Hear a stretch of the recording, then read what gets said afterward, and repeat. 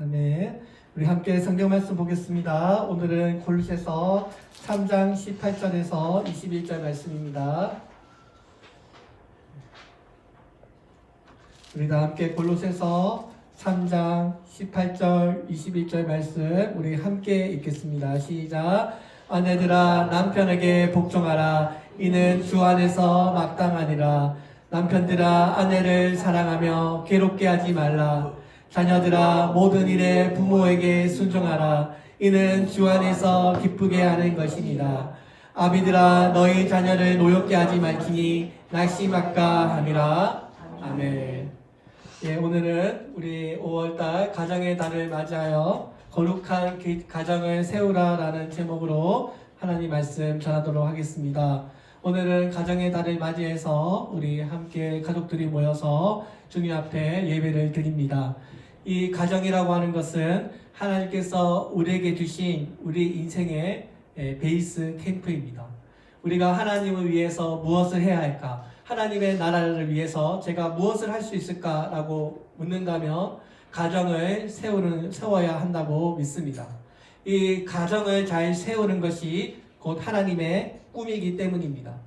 제 3의 물결이라고 하는 미래학자 엘빈 토플러라고 하는 학자가 21세기가 되면 우리가 직면하게 될 여러 가지 위기 중에 하나가 가정의 위기라고 하는 말을 했었습니다. 실제로 우리 사회에서 일어나고 있는 여러 가지 문제들을 요약해 보면 한마디로 가정의 문제입니다. 이 가정의 문제가 일어나기 때문에 이게 사회적인 문제로 발전하는 것입니다. 또 이 가정의 문제의 가장 직접적인 문제는 우리 부모님들의 문제입니다. 역설적으로 말하면 우리 부모님들의 권위가 추락하면서 생기게 된 여러 가지 문제들이 있다는 것입니다. 이 사회의 문제들은 우리 가정의 문제를 넘어서기가 어렵습니다. 여러분, 그래서 이 세상에서 가장 큰 축복이 뭐라고 하면 부모님을 잘 만나는 것이라고 말합니다. 부모님이 부자면 이 땅에서 부자로 살아가게 되고요. 또 이 땅에서 부모님이 행복하면 행복한 가정에서 생활할 수 있게 됩니다. 반대로 이 세상에서 가장 큰 불행은 부모님을 잘못 만나는 것입니다. 여러분, 그렇지 않습니까? 현대 공산주의의 창시자로 불리는 칼 마르크스라고 하는 사람은 자기의 아버지를 경멸했다고 합니다. 그래서 나중에 이 기독교의 파멸은 지구 전체를 위한 행복이다라고 하는 말을 했다고 합니다. 또 신은 죽었다라고 말을 했던 아주 유명한 독일의 철학자 니체라고 하는 사람은 그의 나이 4살 때 아버지가 죽게 되는데요. 그 이후로 아버지가 죽고 난 이후로 그는 완전히 불신자의 길을 걸어갔다고 합니다. 또 나중에 그는 다른 프랑스의 문학가 볼테르라고 하는 이 문학가는 이 지구상에 있는 성경을 다 없애버리겠다라고 공언하면서 자기의 아버지를 배척하면서 자신의 성까지도 바꾸어 버렸다고 합니다. 이 모든 사람들의 공통점은 전부 다 뭐예요? 가정의 문제를 경험한 사람이었다는 것입니다. 그러나 우리 가정의 문제가 무엇입니까? 집에 부모님은 있지만 부모님의 역할을 하지 못한다는 것입니다. 대부분의 가정에 아버지는 있지만 아버지의 역할을 하지 않습니다.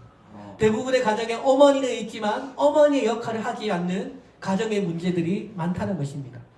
생물학적인 아버지, 어머니는 있지만 아버지의 역할, 어머니의 역할을 하지 않는다고 말합니다. 어머니, 아버지와 함께 살면서도 경제적인 파산이나 알코올 중독으로 아버지가 아버지로서의 역할을, 어머니는 어머니의 역할을 제대로 하지 못하거나 또 병상에 오래 누워있는 부모님 역시 다른 형태의 부모님의 부재가 된다는 것입니다. 여러분들의 집에는 아버지가 계십니까? 아버지가 곁에 계시면서도 아버지의 따뜻함을 느끼고 계십니까? 오늘날 우리 가정의 위기는 이 부모님의 권위의 추락에서부터 시작되었습니다. 아버지로서, 어머니로서 우리가 누군가를 존경하고 따를 수 있는 그 대상이 사라지게 된 것입니다. 아버지는 자주 자리를 비우거나 또 어머니가 그 아버지의 역할을 대신하면서 집안에 아버지는 있지만 아버지의 존재를 느끼지 못하는, 또 어머니가 그 역할을 대신할 때가 많아진 것입니다. 아버지는 자녀들과의 소통을 잘 되지 않고 친밀감에 있어서도 아버지나 어머니를 따라가지 못합니다. 한창 성장기를 보내고 있는 남자아이가 이 아버지라고 하는 존재를 충분히 경험하지 못하면 어머니의 보호 아래서만 자라게 되면 강한 남자로 자라기가 어렵다고 합니다. 이 아버지의 부재, 또 어머니의 부재는 결국 남자는 남성성을, 여성은 여성성을 잃어버리는 일이 일어나게 된 것입니다. 실제로 이 시대의 아버지는 외롭습니다. 특히 우리 이 가부장적인 이 한국 사회에서 아버지들이 자녀들에게 사랑을 표현하는 것을 매우 어색해하고 또 그런 것을 잘 경험하지 못했기 때문에 일어난 현상들입니다. 가정에서 보내는 시간보다 밖에서 보내는 시간들이 더 많기 때문에 아버지는 가정에 와도 사랑을 많이 받지 못합니다. 어머니들은 집에서 자녀들과 계속 아이들을 만나지만 아버지들은 돈을 벌어야 되기 때문에 자녀들과 대화할 시간이 없기 때문에 가정의 소외감을 느끼게 되는 것입니다. 신체적인 학대는 하지 않았더라도 정서적인 공백이 생기는 것입니다. 또 지나친 간섭으로 자녀를 무기력하게 하는 일들이 일어날 수도 있습니다. 아니면 자녀들에게 잘해 주었다 하더라도 아내와의 관계가 안 좋을 수도 있습니다. 옛날에 우리 부모님들은요, 집에 왕처럼 군림하는 아버지들이었습니다. 옛날에 아버지들은 결혼하면 아침에 일찍 일어나서 밤 늦게도록 회사에 나가서 열심히 일해서 아내와 자녀들을 부양해야 한다는 강력한 의무를 지녀야 했던 시대였습니다. 그래서 오직 열심히 땀을 흘리고 수고하고 돈 버는 것이 아버지들의 인생의 목적이었습니다. 때로는 가정에서 아내와 자녀에게 소외당하고 또 박탈감을 느끼는 그 순간에도 나는 일만 잘하고 돈만 많이 벌면 얼마든지 괜찮다고 생각했던 것이 우리 옛날 아버지들의 모습입니다. 아버지는 집에서 왕으로 군림하면서 자녀들과 아내들에게 호령을 하기 때문에 가족들은 아버지가 들어오기만 하면 한마디도 못하고 방에 들어갑니다. 정형적인 우리 한국 사회의 가부장적인 모습입니다. 이런 아버지의 모습은 자녀들에게 이렇게 비춰집니다. 나는 빨리 커서 이 집에서부터 탈출하고 싶어. 도망가고 싶어. 치열한 경쟁 속에서 살아왔던 것이 우리 아버지들의 모습이고 아버지들의 감정은 매우 강했습니다. 오늘날 우리 집에 부모님은 있어도 부모님들은 다 부재중입니다. 집에 아버지는 있지만 아버지의 존재가 없습니다. 집에 어머니는 계시지만 어머니의 역할을 하지 않습니다. 자기의 의무와 권리까지 다 다른 사람들에게 맡기고 자녀들의 목소 속에서 부모님은 그저 텔레비전만 보고 신문만 보는 아버지, 수나 먹는 아버지로 기억하고 있습니다. 아버지가 가정을 돌보지 않거나 아버지, 어머니가 있기는 하지만 전혀 그 부모의 역할을 하지 않기 때문에 오늘날 역기능하는 가정이 많아지고 있는 것입니다. 아버지의 역할은 그냥 돈만 많이 벌면 된다라고 생각했기 때문에 본인도 그렇게 생각하는 자녀들은 아버지의 결핍증에 시달려서 결국 아버지도 고통스럽고 자녀들도 고통스러워합니다. 오늘날 일어나고 있는 이 청소년의 문제들은 결국은 우리 가정의 문제이고 거기에는 아버지들과 어머니들에게 큰 책임이 있다는 것을 우리가 부인할 수 없습니다. 잘 되는 자녀는 아버지가 다르다라고 하는 책에서 이 가정에서 아버지가 있어도 제 역할을 다하지 않을 경우 그 아이는 고등학교에서 시험에 낙기할 확률이 9배나 높아지고 또 나중에 교도소에 수감될 확률이 20배나 높아지고 가출할 확률이 32배나 높아진다고 발표했습니다. 실제로 미국 통계에 의하면 교도소 장기 복역수의 70%가 아버지 없는 가정의 출신이라는 것입니다. 그만큼 이 가정이 중요하다는 것입니다. 동물 세계와 우리 이 인간 세계를 가장 큰 차이가 바로 이 아버지의 존재입니다. 실제로 동물 세계에서는 아버지의 존재가 그렇게 필요 없다고 합니다. 그래서 애비가 없어도 그냥 잘 자란다는 것이 그 동물 세계를 연구한 학자들의 결론입니다. 그런데 여러분, 사람들은 어떨까요? 하나님께서 우리가 짐승처럼 부모님의 존재가 필요 없다며 왜 하나님께서는 우리에게 부모님의 존재를 필요하도록 만드셨을까요? 예수님께서는 교회의 머리가 아내가 아니라 아버지라고 세우셨다고 말씀했습니다. 에베소서 5장 23절에서 교회의 머리는 그리스도시고 아내가 아니라 남편이라고 했습니다. 그러면 여러분, 우리의 가정에, 하나님의 가정 가운데 그 중심이 누구입니까? 아내입니까? 남편입니까? 자녀입니까? 이 셋 중에 누구입니까? 하나님께서는 에덴 동산을 처음 만드실 때도 어린 아이로 만들지 않았습니다. 다 큰 어른으로 완전히 성장된 성인으로 이 아담을 만드셨습니다. 집안의 가장으로서 그 책임감을 다할 수 있도록 준비시킨 후에 이브를 주셨습니다. 이 에덴 동산에서의 아담은 오늘날 아버지의 표상이고 또 하나님을 잘 섬기는 모습을 보여주어야 하는 제사장의 표상이었습니다. 이 아담은 가정의 제사장으로서 가족들에게 하나님을 섬기는 모습을 보여주는 모델이고요. 에덴 동산에 일어나는 모든 일을 다 총괄하는 그런 하나님의 사명을 가지고 있었습니다. 태초부터 이 아담에게는 이런 부모님의 역할이 있었던 것입니다. 하나님 앞에서 내가 가정의 제사장으로서 또 한 아이의 아버지로서 어머니로서 준비하는 일을 하나님께서는 태초부터 예비하셨던 것입니다.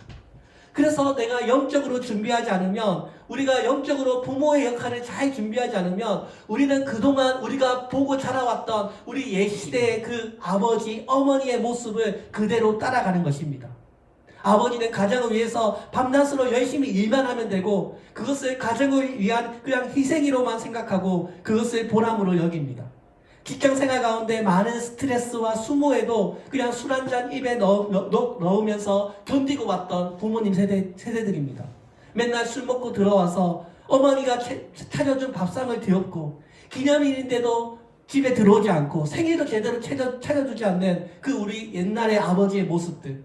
어릴 때 어머니는 울고 있고 부부싸움 하는 모습밖에 떠오르지 않는 우리의 가정의 모습을 우리가 따라가게 되는 것입니다. 어릴 때 나는 저러지 말아야지, 나는 저러지 말아야지 속으로 몇 번이나 그 부모님을 욕하고 나는 저렇게 하지 말아야겠다라고 다짐하지만 어느새 나도 아버지와 어머니가 되어서 그들의 모습을 똑같이 반복하고 있는 나의 모습을 발견하게 됩니다. 특히 여러분, 아이들 앞에서 부모가 서로 싸우는 모습을 경험한 아이가 느끼는 그 공포감이라는 것은 사형수가 사형을 당하게 되는 그 공포감과 맞먹는다고 합니다.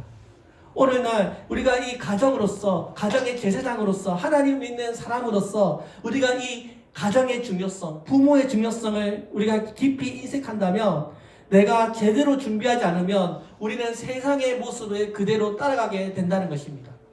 오늘날 이 부모님의 역할이 얼마나 중요한지 하나님께서는 아브라함을 부르실 때도 25년이나 기다려주셨고 아브라함이 아버지로서 준비해야 할 모든 것들을 준비시킨 후에 이삭을 주셨습니다. 만약에 믿음의 아버지가 자녀를 믿음으로 양육하지 않고 그 믿음을 제대로 물려주지 않았다면 우리는 부모의 역할을 제대로 하지 않는 것입니다. 아무리 자녀에게 비싼 아파트를 물려주고 카페를 세워주고 좋은 직장을 알아봐주고 큰 유산을 물려주었다고 하더라도 그 아들에게 신앙을 물려주지 못했다면 우리는 인생에서 가장 중요한 것을 놓치고 있는 것입니다. 정통적으로 아버지의 역할, 어머니의 역할은 자녀를 낳아서 대를 이어간다는 것을 우리는 누구나 다 잘 알고 있습니다. 그러나 우리가 소위 대를 잇는다라는 것은 단순히 혈통을 이어가는 것이 아닙니다.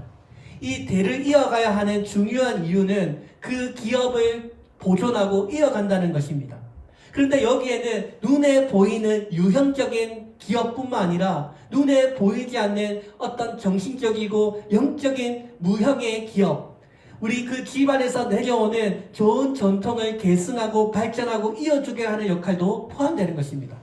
그러면 그 중에 무형적인 가치 중에 가장 중요한 것이 바로 이 신앙을 전달해 주는 것입니다.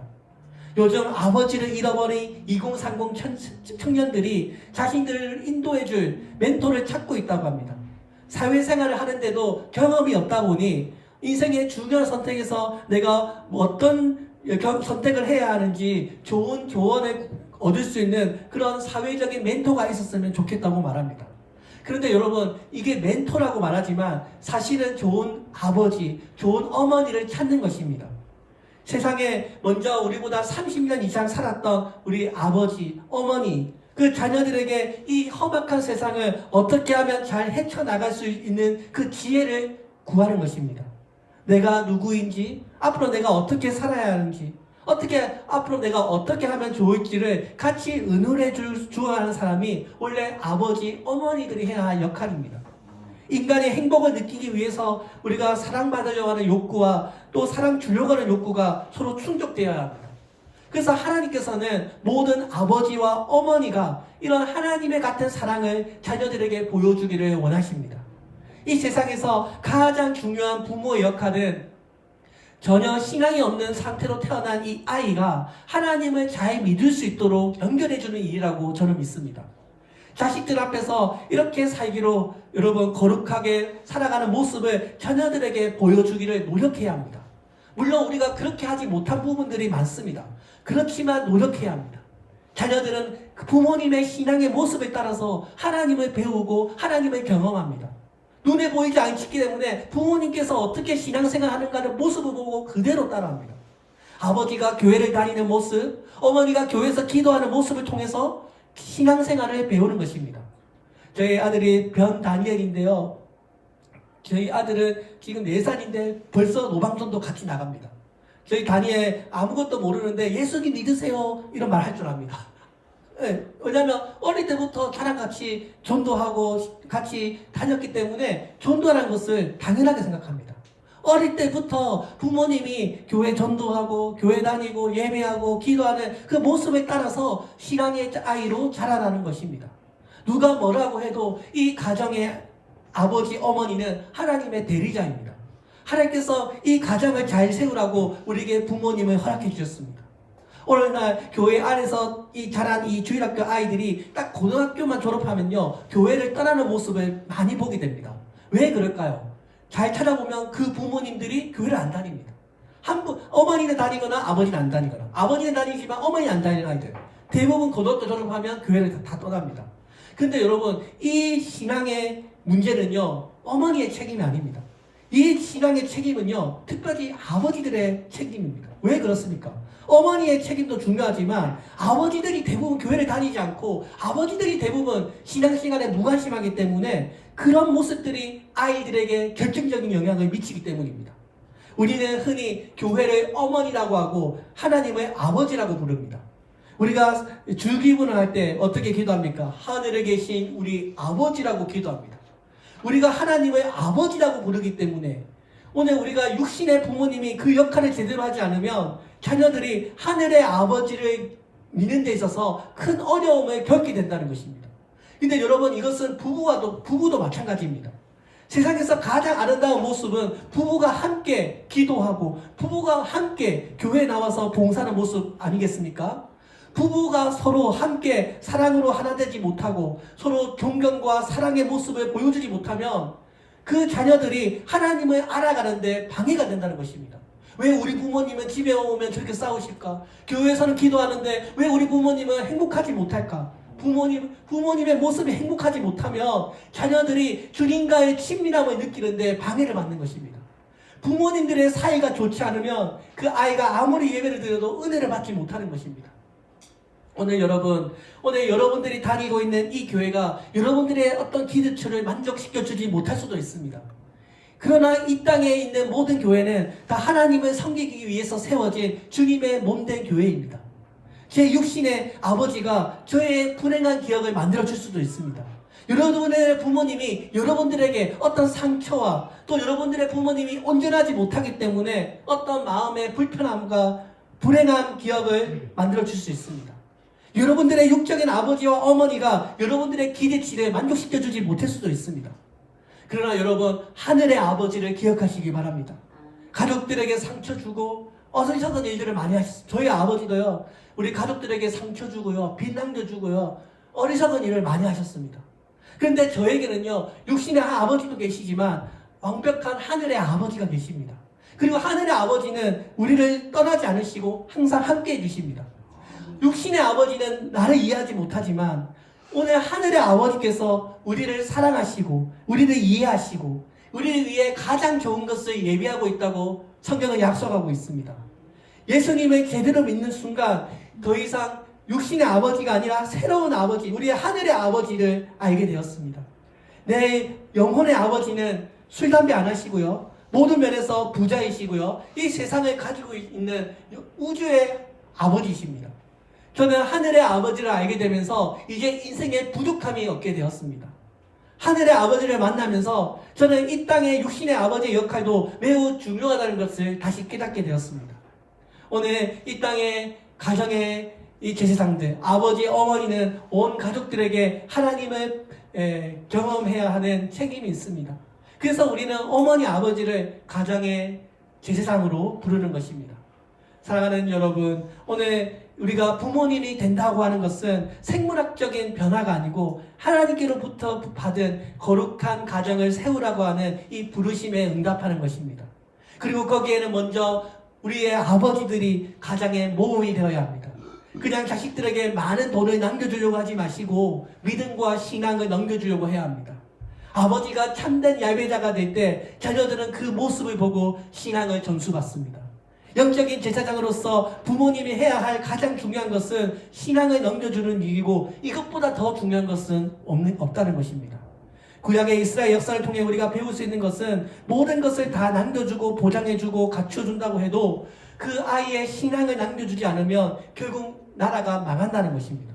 구약 성경 마지막 책 말라기에서 이 하나님과 백성의 사이를 아버지와 자녀의 사이로 마무리하고 있습니다. 말라기서 4장 6절을 보면 그가 아버지의 마음을 자녀에게로 돌이키게 하고 자녀들의 마음을 그들의 아비에게로 돌이키게 하리라. 돌이키지 아니하면 두렵건대 내가 와서 저주로 그 땅을 칠까 하노라.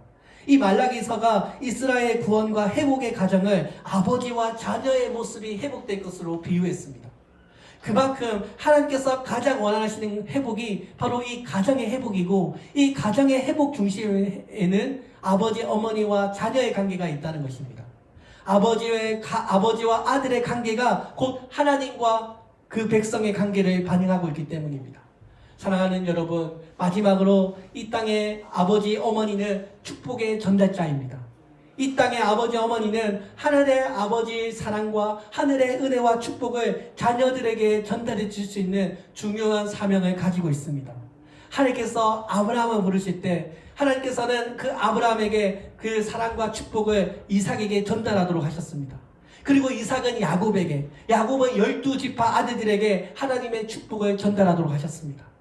오늘 하나님께서는 육신의 부모님을 통해서 하늘의 아버지를 알게 된 자녀들에게 이 엄청난 축복을 받았습니다. 육신의 아버지들에게는 자식들에게 하늘의 아버지의 이 존재와 하늘의 아버지의 이 사명을 전달해 줘야 하는 사명을 가지고 있습니다. 오늘 영적 제사장으로서 이 부모의 역할은 자녀들을 위해서 축복하고 기도하는 것입니다.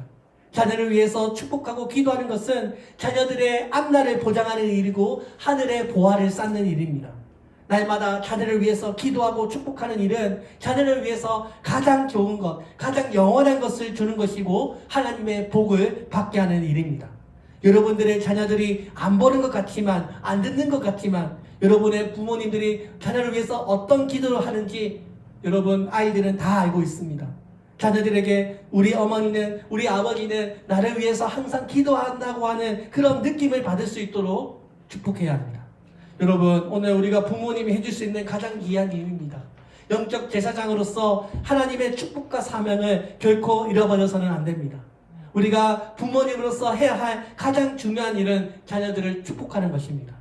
사람들은 흔히 자신의 부모님은 나에게 아무것도 해준 것이 없다고 말하는 사람들이 있습니다. 저도 때로는 그렇게 말했습니다. 우리의 부모님은 나에게 상처 준 것밖에 기억나지 않습니다. 너의 부모님은 나를 고아원으로 갖다 버렸습니다. 나를 낳아서 그냥 다리 밑에 나를 버리고 갔습니다. 여러분, 그러나 그럴지라도 여러분의 부모님이 여러분을 그렇게 했지라도 여러분이 지금 예수님을 믿어서 하나님의 자녀가 되었더라면, 그렇게 나를 버린 부모라도 그 부모가 나를 낳아주지 않았더라면 나는 이 세상에 태어나지 않았을 것입니다. 내 부모님이 나에게 상처를 주었더라도 내가 지금 예수님을 믿고 하나님의 자녀가 되었더라면 잘된 거 아니겠습니까?